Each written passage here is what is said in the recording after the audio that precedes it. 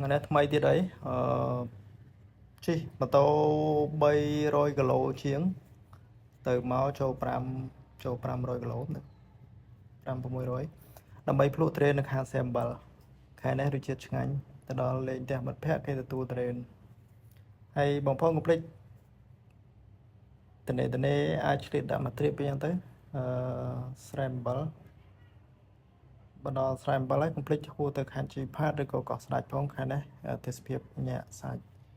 ខែប្រាំងអាចនឹងអត់សូវមានភ្លៀងប៉ុន្តែអត់សូវសប្បាយដែរប៉ុន្តែសម្រាប់ខែនេះខែ5ខែ6នេះពងពេញនេះមិនថាមានភ្លៀងខ្លះហើយទេសភាពក៏ស្អាតដែរជាពិសេសទឹកធ្លាក់នៅពេលដែលខែភ្លៀងมันមានទឹកធ្លាក់លេងដែរបើសិនជាយើងមកខែប្រាំងគឺក៏អត់មានទឹកធ្លាក់លេងដែរពិបាកខ្លះសប្បាយខ្លះប៉ុន្តែអាចកាត់ stress បានការងារច្រើនណាពិបាកចិត្តទេអាចមកសាកបាននៅកោះកុងជីផាត